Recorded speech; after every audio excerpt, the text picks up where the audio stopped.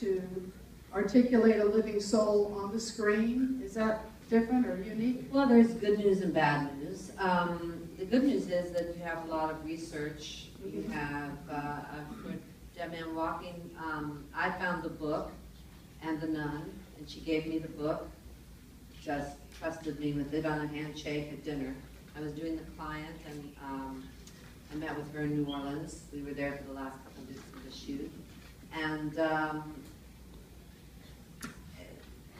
so I read her book, so I have all that information. I watched a really wonderful BBC documentary about the death penalty and executions.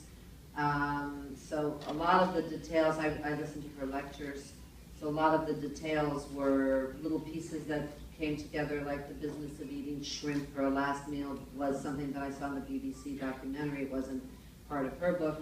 Tim very brilliantly combined two people that were in her book. There were cases and they were both electrocuted, so there were some changes, and Sister Helen was there.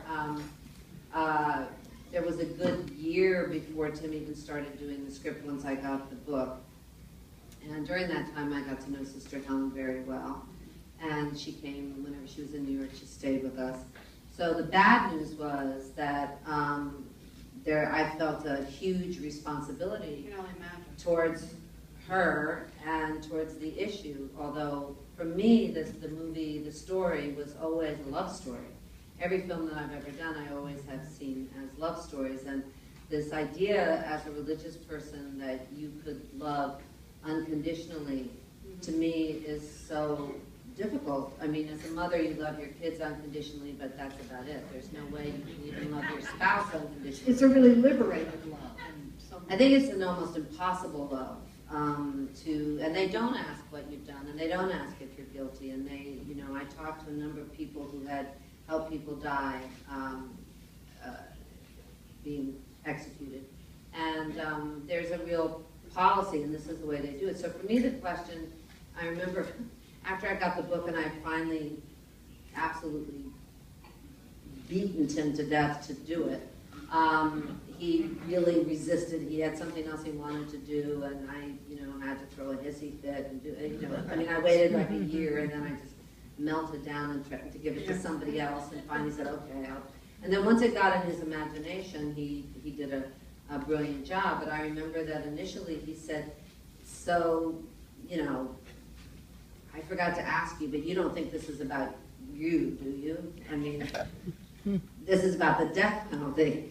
And I said, well, I don't think it's a biography, but I think it's a love story. I think it's a story of redemption. And I think one of the things, the book is brilliant because it really takes both sides. I mean, it shows you the specifics of what it costs everybody that's involved, which whatever side of the issue you come down on, that dialogue usually doesn't happen. So people have very strong feelings about the death penalty, just like they do about abortion, with very little specifics. And I think what Dead Man Walking did was give the specifics and allow for a dialogue to begin. And that dialogue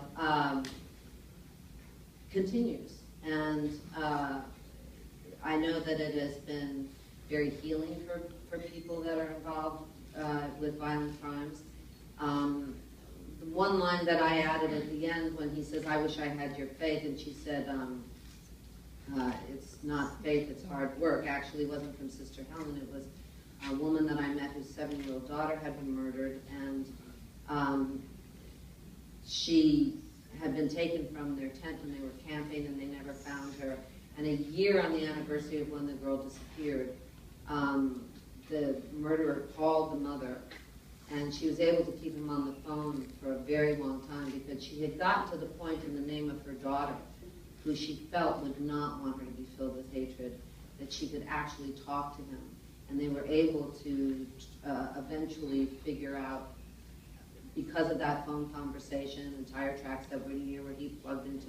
Anyway, it's a long thing, but they found him in San Francisco, and that he had killed someone else, and they were able to find him because of this. But she was the one that said to me, I don't have faith. Every day I have to work at forgiveness. Every day I have to work at opening my heart. And the family, when we were at Angola, because that was really filmed in the death house, there was an execution. And the parents of the girl went to all the executions after their daughter's murderer was executed.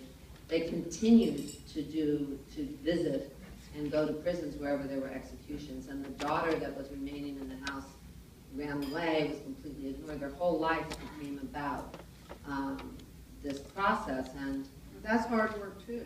I mean, hate Well, is hard work too. So. hate, the problem is that, it doesn't help No. watching the execution. And it's either too fast or too easy or because of course it doesn't bring your child back, which is the only thing that would make you feel better. And so it's very disappointing actually for families that hinge everything on seeing that execution, and then it happens and they don't feel satisfied. And usually it's very hard for the marriages to, they break up and the rest of the family is ignored. So it ends up not being satisfying even to Right.